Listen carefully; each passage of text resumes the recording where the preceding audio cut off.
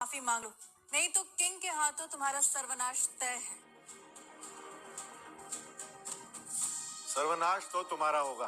Mister Vikram, आपकी बुद्धि भ्रष्ट हो गई है क्या? आप इसका साथ दे रहे हैं? ईस्ट स्टेट किंग क्या चीज है ये तो आप जानते ही है ना। आपकी पूरी आर्मी भी इनके सामने नहीं टिक पाएगी, समझे? मिसेस मौर्य, मुझे समझ नहीं आ रहा है कि मैं तुम लोगों पे दया करूं या तुम्हारी बेवकूफी पर दुखी हूं। तुम लोग अभी भी नहीं समझ पाए हो कि तुम्हारे सामने कौन खड़ा है।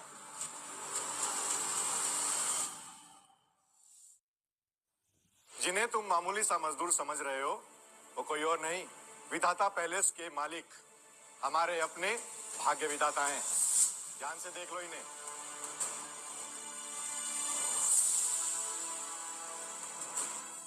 तुम्हारा मतलब यही वो शक्तिशाली महानायक भाग्य विधाता है?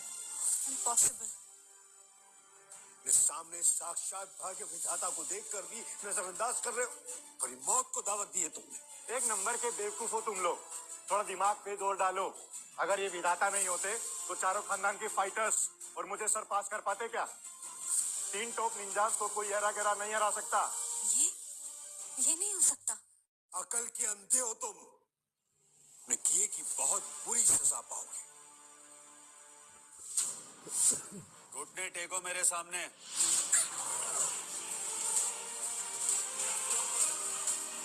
यही है भाग्य विधाता की शक्ति। हमने इन्हें बेइज्जत किया। अब तुम्हें डबल सजा मिलेगी। पहली विधाता पैलेस के मालिक के तौर पर और दूसरी एक बेटी के बाप के तौर पर, जिसकी बेटी की इज्जत पर तुमने हाथ डालने की कोशिश की।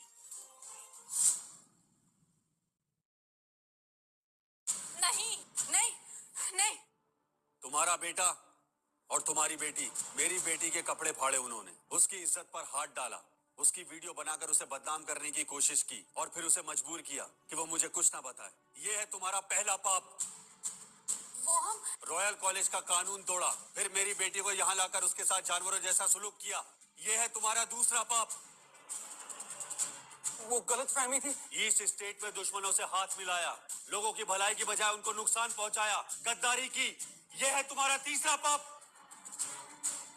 जीना डिजर्व नहीं करते तुम लोग। इन 3 पापों की कोई माफी नहीं है। तुम लोगों आगे कुछ कहना है? अब भाग्य विधाता, पंडित जी, हम मानते हैं हमसे बहुत बड़ी गलती हो गई। हम ना लालच में अंधे हो गए थे, लेकिन एक सच ये भी है कि ये पार्टी मौर्यास और राजपूत ने ऑर्गेनाइज की है। गद्दारी भी इन्होंने ही की है। हाँ, प्लीज हमें माफ कर दो। सफेद झूठ, तुम दोनों भी प्लानिंग में शामिल थे, अब मासूम बन रहे हो।